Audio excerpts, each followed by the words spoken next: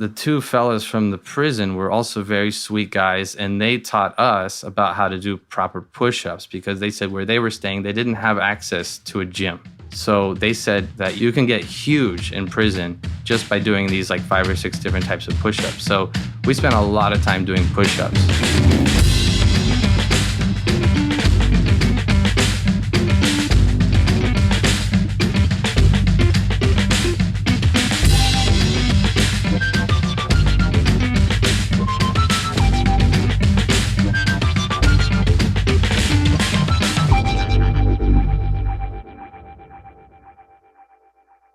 Welcome to Atypical Daydream, a podcast about life on the road. I'm Josh, your host, and thanks for stopping by. My guest today is Johnny O'Donnell. He's a songwriter and a filmmaker currently living in São Paulo, Brazil. Sometimes life feels like a series of unrelated vignettes, and other times it feels deeply interconnected and spiritual. I love Johnny's story because it strikes a perfect balance between the two.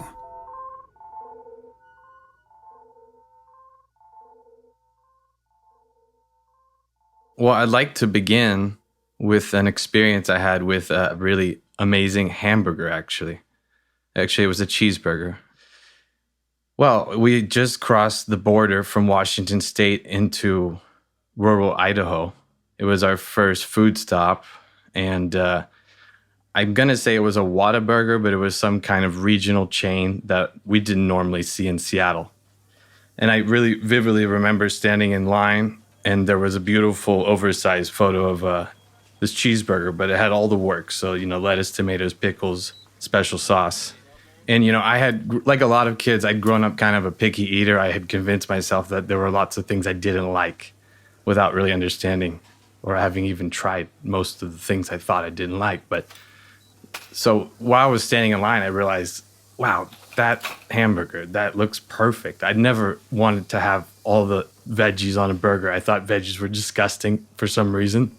And I was feeling a bit like this is a time to be a man, man up, order the cheeseburger with the works. And then I made that bold move, and I'll never forget that first bite. I just realized, wow, there's a reason for these things. That decision set the tone for the rest of our little trip, which was kind of coming out of our shells tour.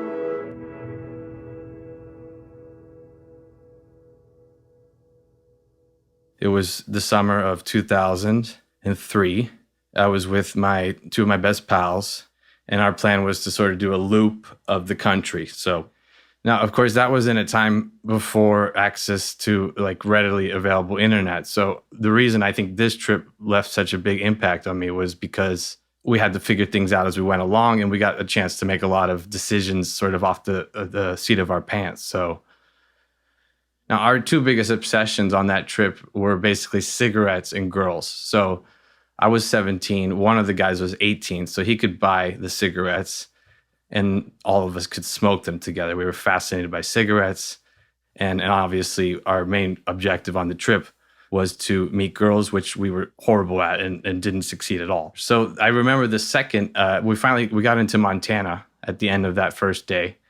We went to a little diner. That was the time you could smoke indoors, so we were just relishing that moment to act like a Grownups.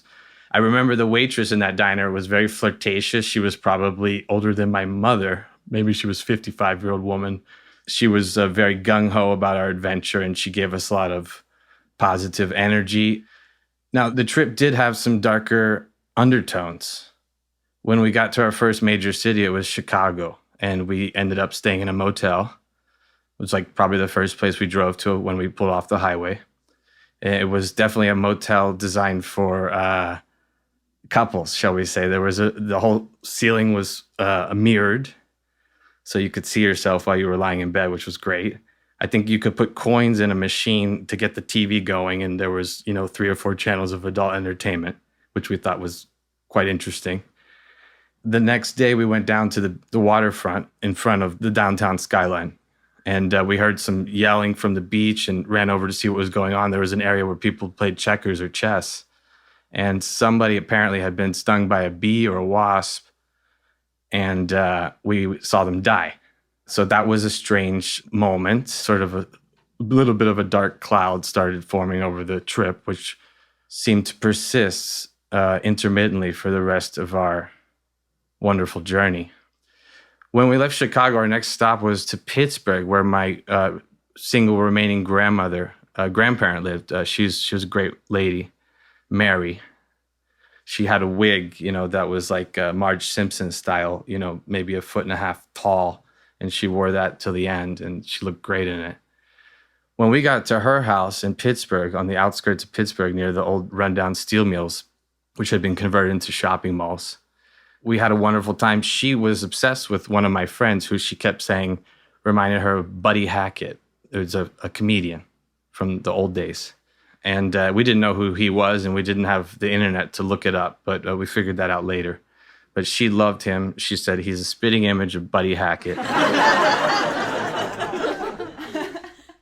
Well, from Pittsburgh, we moved over to the eastern seaboard and made our way down, the Carolinas. Remember, one of my friends did a long haul because we just didn't really want to stop there very much. We did end up spending one night in Virginia City. They have a boardwalk there. It seems like something straight out of the 1950s. And this was our first attempt to be very strategic about, wow, guys, we're halfway through the trip. Maybe, we gotta really kick it into gear if we're gonna actually have our temporary girlfriends for this summer. So we were walking along the boardwalk, and we saw, I think, 3 girls sitting on the curb, very cute. And we said, oh gosh, guys, we got to talk to them, but we don't know what to say. We got to come up with something. Oh, look, okay, there's a haunted house attraction there. This will be perfect, because we wanted to go into that anyways, because deep inside we were still 10-year-old kids, So we said, let's go invite the girls to go into the dark ride with us. It'll be great. It's kind of romantic, and who knows? It's a chance to hang out with girls in a dark space and see what happens. So they accepted, but then they yelled to their friends who were out of view, but they said, hey girls, these guys want to take us into the haunted house. They were part of a volleyball team. So all of a sudden, about 12 other girls came around the corner who were ordering an ice cream, and now we had our hands full. So we paid for about 16 girls to go into this haunted house with us. It was interesting. I think maybe some hands were held, but we didn't know where to go from there. We were totally novice about this. So we spent, our week's budget in that little experiment, which again was another failure. No way to exchange numbers or anything like that. So we left the dark ride empty-handed, but we had a laugh. We knew how to laugh at ourselves even at that point.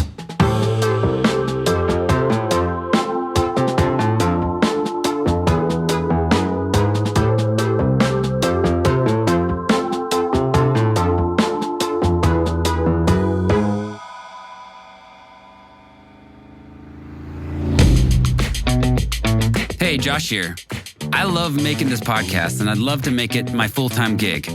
Besides telling the stories, I'm basically a one-man band, and that takes time. If you're enjoying the podcast, please consider becoming a patron.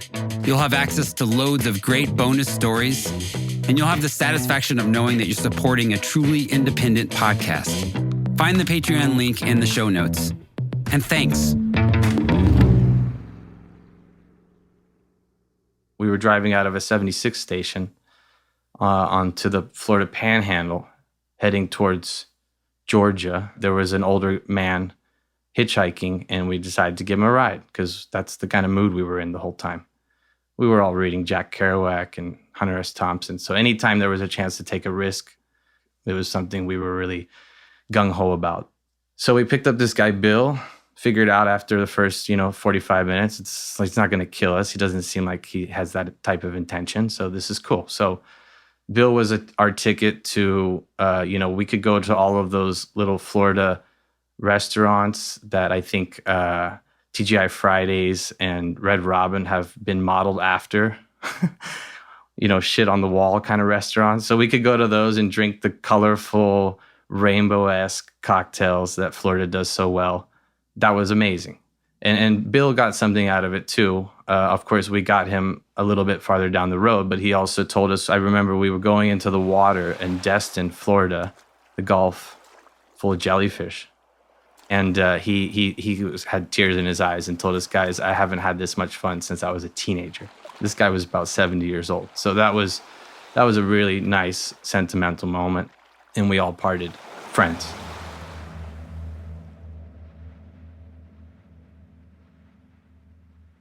Finally got to New Orleans. Wow, the city of our dreams. New Orleans is great. At least at that time, you could basically wander into any of the bars and nobody asked for an ID. I did manage to get kicked out of a karaoke live music joint called the Cat's Meow. You can still watch the live Mardi Gras feed every year from the storefront and also the inside. But I had a dance-off with the MC, which was going really well, and I think I was going to maybe get some free drinks out of it. But when I took his hat off and used it for my, pseudo Michael Jackson hat flipping routine, he did not like that, and he quickly called the bouncers, who very brusquely showed me the exit. When we were in New Orleans, we were watching the news. We were staying with an old neighbor of mine, Miss Patty, beautiful lady. She likes to sit lay on the couch and smoke cool menthol cigarettes and watch the news. So we were watching the news with her and saw that the motel we were staying at in Chicago had a fire. And some people died in it. Again, we started thinking, there might be something following us here, but it's a little bit abstract for us to try to pinpoint exactly how we could avoid it in the future. The car broke down in New Orleans. We had to do a repair job, so we got laid over there a couple days, but not such a big deal. We ended up moving it through Texas, and in San Antonio, one of my buddies sprained his ankle in a parking garage. I don't remember exactly how, but he was on a cane for the rest of the trip, which was a funny image because it's a 16-year-old with a cane. And he managed to find a really nice, sexy, gentleman's cane. It wasn't just some utilitarian device. When we were approaching the car to leave Texas, in the parking garage, there was a dried bat. It wasn't dried, it was a dead bat that was on the door handle of the passenger side front door. So it was hanging on the door handle. So we removed it, and we thought that's very strange. Got into Albuquerque, New Mexico.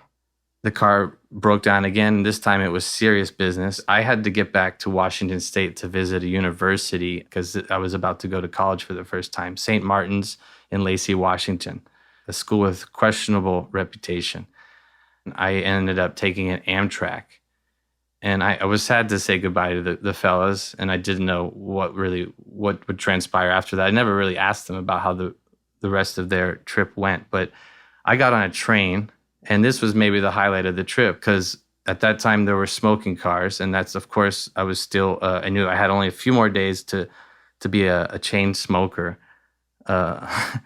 I ended up spending the next 48 hours in the smoking car. I don't think I went back to my seat, maybe just to get a jacket or something. But as we were boarding the train, it's kind of like the first day of class at school. You get to see, okay, who am I going to be with? Because you're going to be with these people for a while. I had a really good class. There were a group of ex-convicts who had just been released from prison, and they were going back to their families, some of them for the first time in years.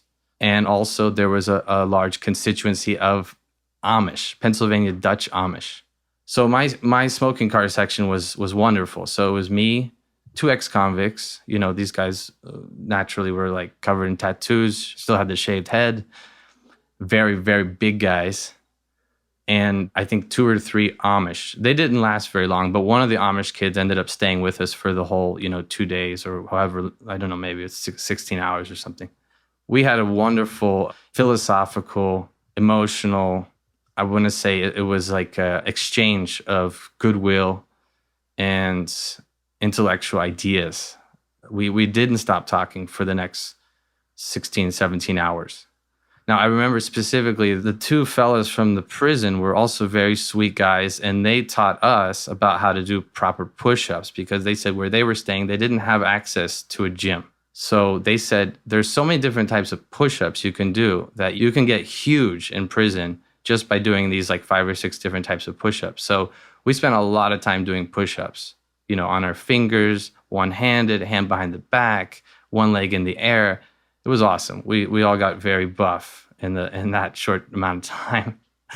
One of the guys was he was the tattoo guy in the prison ward. And so we gathered all of our, they give you these pillows on the train and you can take the pillowcase off. It's like a very thin, almost like a cleaning wipe. But we used these and he was able to draw anything we wanted. He would do a really cool, stylized tattoo style art piece for us. I asked him to do one for my girlfriend at the time. It was very cool. I described what she looked like, and he did a really stunning portrait. It looked just like her, except she had like clown makeup on. I remember that was one thing he insisted on adding, but she really appreciated that. And it said, to her name, love, Johnny, etc.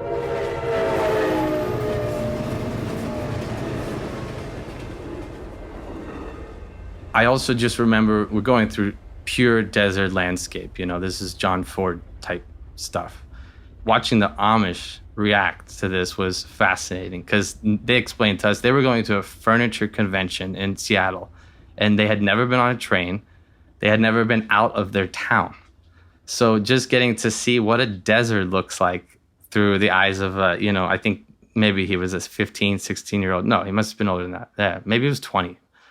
But yeah, just getting to see a desert for the first time is a pretty riveting experience. Well, we had to pay our dues. I don't remember if we all got out at the same stop. I think maybe some of the guys got off in Tacoma.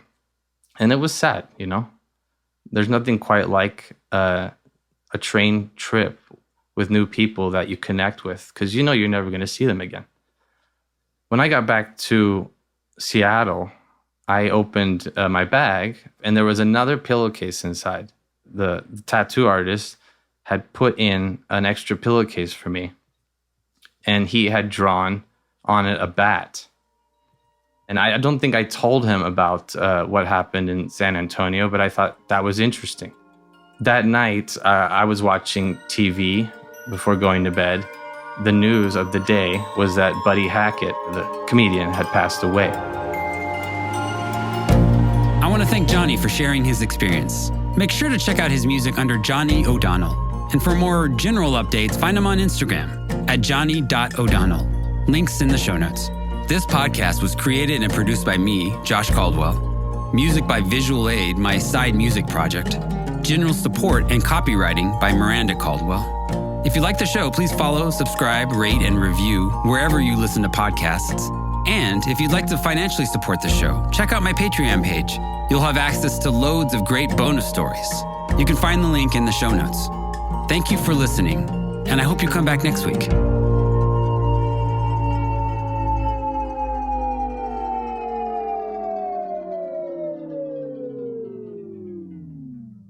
Hey everybody, this is Johnny O'Donnell here. Just want to lay it out there that smoking is not cool. Maybe it was in 2003 when I went on my road trip with my friends, but we were wrong. Don't even try it. Tobacco kills.